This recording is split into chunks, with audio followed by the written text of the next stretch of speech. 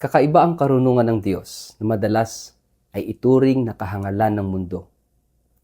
Mas piliin sana nating maging marunong sa batayan ng Diyos sa halip na sa batayan ng tao.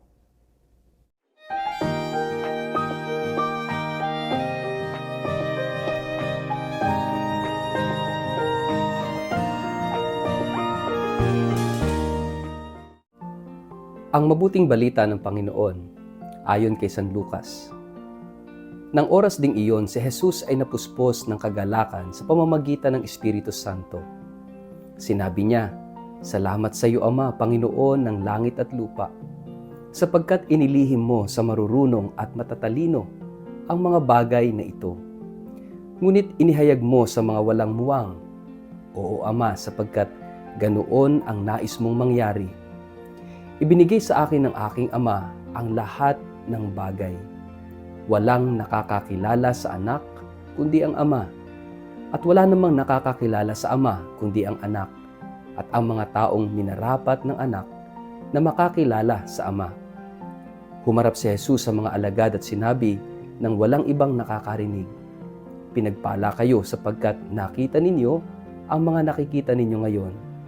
Sinasabi ko sa inyo, maraming propeta at mga hari ang naghangad na makita ang inyong nakikita at marinig ang inyong naririnig, subalit hindi nila ito nakita ni narinig." Ang mabuting balita ng Panginoon. Word of the day, hear what God has to say. Mapagpalang araw po sa inyong lahat. Kumusta po kayo? Ang atin pong word of the day ay reversal.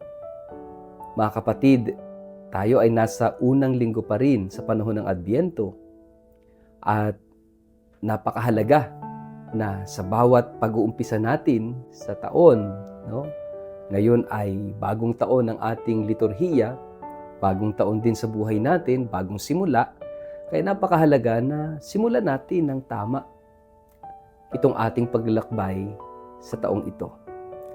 At isipin natin kung ano at saan tayo hahantong sa paglalakbay na ito, bagamat nag-uumpisa pa lamang tayo.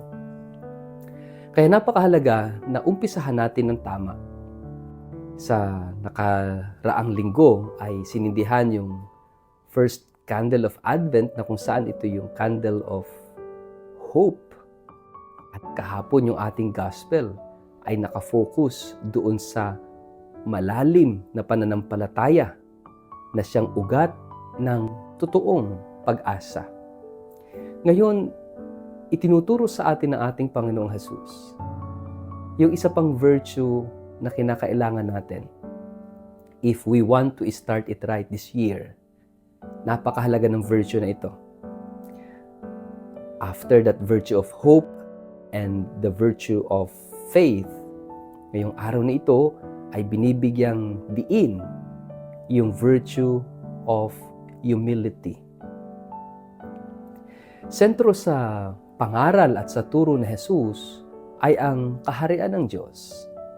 And several times itong paghahari ng Diyos, paghahari ng pag-ibig, ang paghahari ng kabutihan, itong lahat ng ito ay tumutukoy sa paghahari ng Diyos sa buhay natin.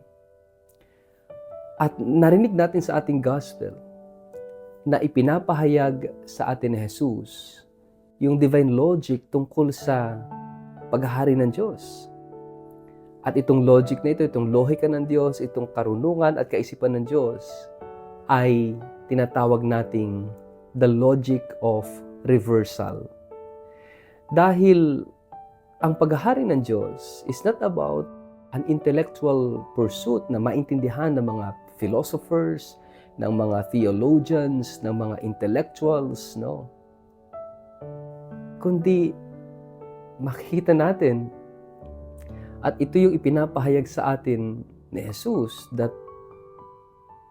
the knowledge of the kingdom is being revealed.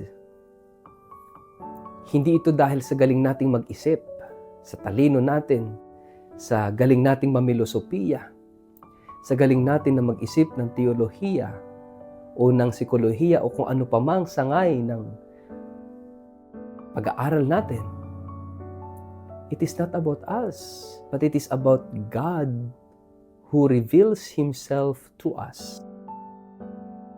Kaya nga napakahalaga bakit pinili ni Jesus ang kanyang mga alagad that most of them, if not uneducated, are considered public sinners.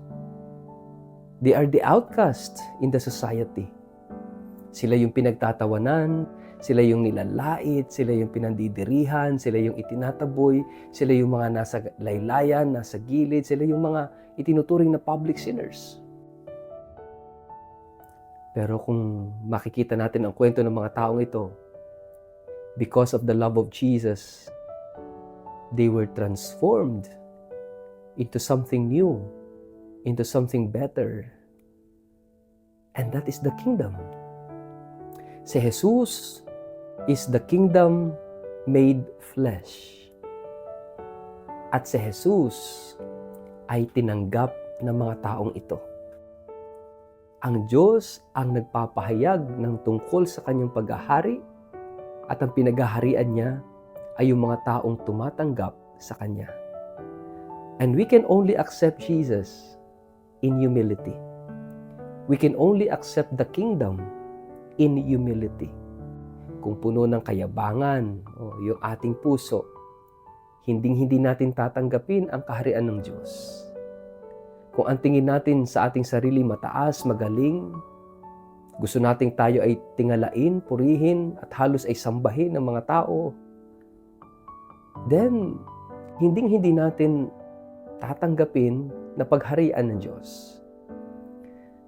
Kaya nga, itinuturo sa atin ng ating pagdiriwang, ng ating liturhiya, ng ating pagbasa, lalo na ng Ebanghelyo ngayong araw na ito, that if we want to start this year correctly, properly, start it right, mag-umpisa tayo sa kababaang loob.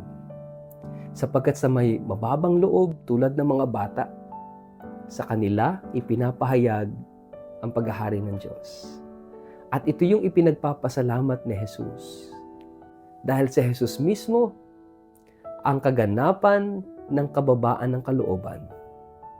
Kung paanong si Jesus ay iniwan, hinubad ang kanyang pagkadiyos, sabi nga ni San Pablo sa kanyang liham sa mga taga-Filipos, bagamat siya'y Diyos, hindi niya itinuring ang sarili na Diyos.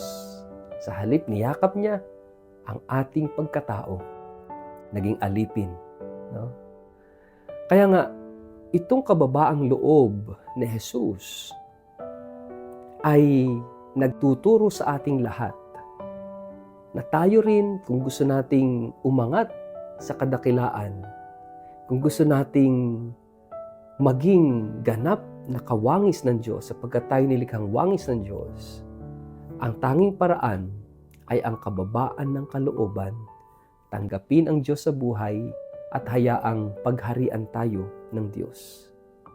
Kaya nga, papalapit ang araw ng Kapaskuhan, ano dapat yung disposisyon ng ating puso? Kahit marami ng Pasko ang dumating sa buhay natin, kapag ang puso ay puno ng kayabangan, hindi natin maipagdiriwang ng tama ang Pasko.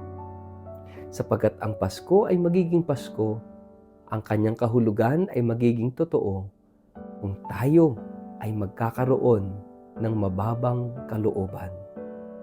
Humility. Dahil ang Pasko ay tungkol sa pagtanggap kay Kristo sa ating buhay, sa ating puso, sa ating pagkatao. Kaya nga mga kapatid, napakahalaga.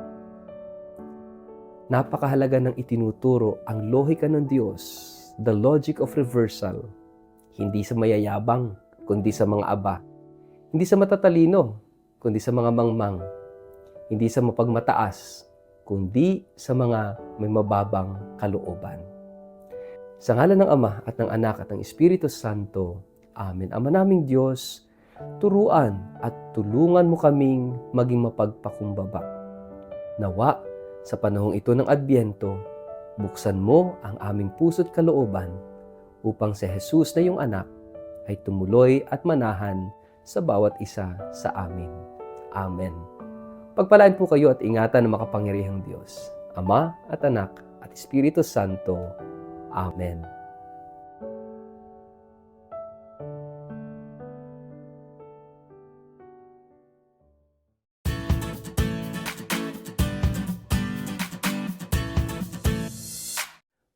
Mag-like, follow at subscribe sa Word of the Day para sa inyong pang-araw-araw na inspirasyon. Inaanyayahan ko po kayong i-like ang aking Facebook page at mag-subscribe sa aking YouTube channel na Word of the Day. Samahan ninyo ako sa araw-araw na pagninilay ng Ebanghelyo upang mapalalim ang ating pananampalataya at magkaroon ng gabay sa bawat hakbang ng ating buhay, araw-araw. Kaya po, huwag kalimutang mag-follow at mag-subscribe upang manatiling updated sa ating pang-araw-araw na pagninilay. Maraming salamat po at naway patuloy tayong pagpalain ng Diyos.